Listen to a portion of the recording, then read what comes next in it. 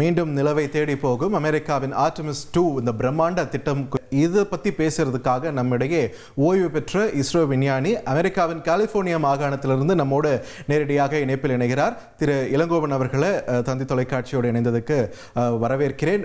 மிக்க நன்றி திரு இளங்கோவன். உங்களோட பிஸி ஸ்கெட்யூலில் அமெரிக்காவிலிருந்து எங்களோட இணையறீங்க அப்படின்றது ஒரு மிகப்பெரிய ஒரு வரலாற்று சிறப்புமிக்க ஒரு தருணமாக இந்த திட்டத்தை நம்மளால் பார்க்க முடியுது.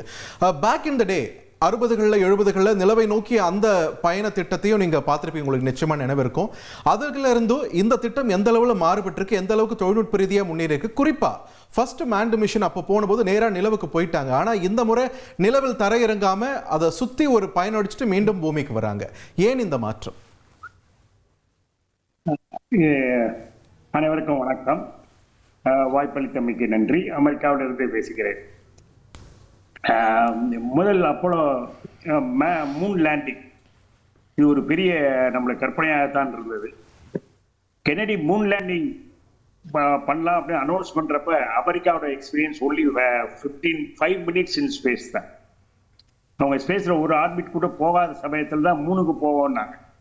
இதுவே ஒரு தன்னம்பிக்கையான என்ன நடக்க போகுது ஒரு விஷன் ஸ்டேட்மெண்ட் பாருங்க. 5 நிமிஷம் எக்ஸ்பீரியன்ஸை வச்சு மூணில் போய் லேண்ட் ஆகலாம் அப்படின்ட்டாங்க. ஆனால் அவர் லேண்ட் ஆகிறப்ப அவர் பார்க்குறதுக்கு அவர் இல்லை.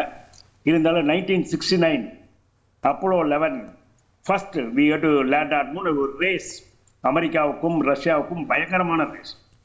யார் முதல்ல எல்லாமே முதல்ல போயிட்டு இருந்தது ரஷ்யா. முதல் செயற்கைக்கோள், முதல் விண்வெளி வீரர், விண்வெளி பெண்மணி, குரூ, வாக் எல்லாமே ரஷ்யா பண்ணிட்டு இருந்தாங்க. ஒன்னே ஒண்ணுதான் பண்ண முடியல, அவங்க மூணுல லேண்ட் ஆகிறதுல ஃபர்ஸ்ட்ல அமெரிக்கா முன்னேறிச்சு. இது ஒரு மிகப்பெரிய சாதனை. அப்ப இருந்த டெக்னிக்கல் ரொம்ப சும்மா இருந்தது. அதாவது இப்ப இருக்கிற செல்போன் சார்ஜ் பவரை வச்சுதான் அப்ப இறங்கினாங்க. ஒரு ஹைட்ரஜன் ஃபியூல் செல் தான், அதை வச்சா மூணுலயே லேண்ட் ஆனாங்க. லேண்ட் ஆனப்பலையும் தகராறு. ஆயில் இதெல்லாம் லேண்டிங் சர்ஃபேஸை டிடெக்ட் பண்ண முடியல. ஏஐ கிடையாது. அப்ப எதுவுமே இல்லாத சமயத்துல நீல் ஆம்ஸ்ட்ராங் ரொம்ப கஷ்டப்பட்டு தான் இறங்கினார். ஏன்னா அவங்க எங்கே இறங்கணும்னு கீழே கிரவுண்ட் கண்ட்ரோல் ஸ்டேஷன்லேருந்து சொல்லியிருந்தாங்களோ அதனால அவரால் இறங்க முடியல. ஏன்னா அந்த இடத்துல ஒரே குழியும் பள்ளமும் ஒரே பாறைகளாக இருந்தது. அவரே ஒரு பைலட் ஒரு ஹெலிகாப்டர் ஓட்டுறாப்புல ஓட்டி அந்த லூனார் மாடல ஒரு 400 மீட்டர் தள்ளி கொண்டு போய் அவரே இறங்கினார். மேனுவல் ஃபைனலாக எல்லா மிஷினும் தோற்று வச்சு மேனுவலாகவே கொண்டு போய் இறங்கினார். இப்போ அப்படி இல்லை, ஏஐலாம் இருக்கு. ஏஐ அப்ளிகேஷன் இருக்கு. எந்த இடத்துல இறங்கலான்னு கண்டுபிடிக்கலாம். ஃபியூயல் கெப்பாசிட்டி ஆப்டிமைஸ் பண்ணும். எல்லா வித இதுகளும் வந்துருச்சு. அந்த சமயத்தில் போய் இறங்கினாங்க. அதுதான் இதை முதல்ல இது 3 ரொட்டேட் பண்ணி பார்க்குறாங்க.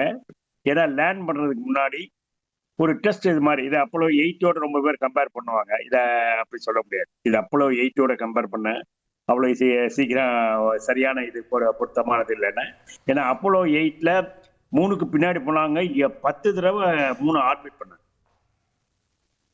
ஏறக்குறைய 20 ஹவர்ஸ் ஆர்பிட் பண்ணிட்டு நல்லா அதுக்கப்புறம் தான் அவங்க சர்வே பண்ணாங்க எங்கே இறங்கலாம் அப்படிங்கிறத. நிறைய போட்டோகிராஃப் எடுத்துட்டு அதுக்கப்புறம் தான் திரும்பினாங்க அப்போலோ 8. இது அப்படி இல்லை. இதுவும் ஃப்ரீ ட்ராஜெக்டரி போகிறோம்.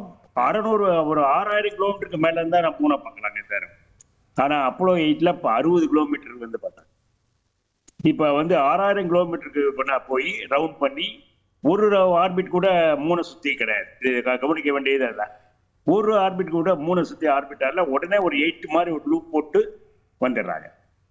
இது அப்போலோ 8க்கு இதுக்குள்ள ஒரு மிகப்பெரிய இது. அது அப்போலோ 11 குரூடு, இது குரூட். அது ஒண்ணுதான் ஒரே இதுல பாக்குறேன். அப்போலோ 8க்கு இது கம்பேர் பண்றப்போ ரெண்டுமே அது அன்குரூடு, இது குரூட்.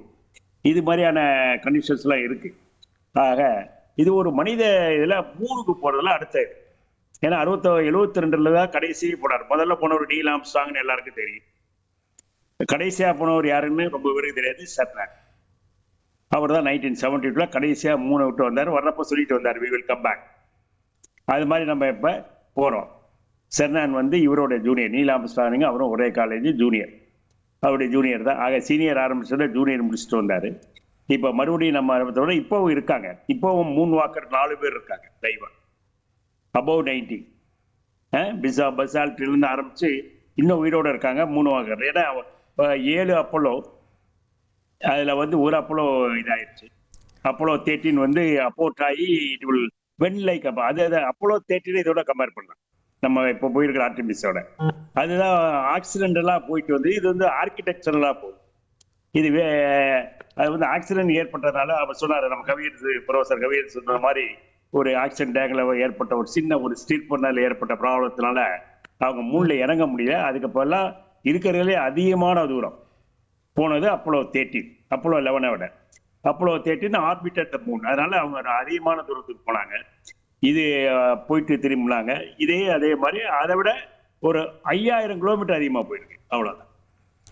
அதை நீங்க கவனிக்கிறார். அப்போலோ 8ல 63 கிலோமீட்டர் க்ளோஸ் டு மூன், இது 6000 கிலோமீட்டர். அது 20 ஆர்பிட், இது ஒரே ஆர்பிட் கூட கிடையாது. ஃப்ரீ ரிட்டர்ன் ரிசாக்டில் கிராவிட்டியை யூஸ் பண்ணி நோ பர்ன், அப்பர் ஸ்டேஜ் வந்து பேர்னிங்கே கிடையாது, அப்படியே அந்த மூணோட கிராவிட்டியை யூஸ் பண்ணி திரும்பி. ரைட், நன்றி திரு இளங்கோவன். இணைப்பில் வந்து நிறைய சுவாரஸ்ய தகவல்களை இந்த நாள் போகிற திட்டம் மட்டும் இல்லை, அந்த 60களில் 70களில் போன திட்டம் பற்றி நிறைய சுவாரஸ்யமான தகவல்களை பகிர்ந்துட்டீங்க. அண்ட் அமெரிக்காவிலிருந்து அவர் இணைஞ்சு நம்மோட பேசியிருக்காரு அப்படின்றதையும் குறிப்பிடத்தக்கது. மிக்க நன்றி. அண்ட்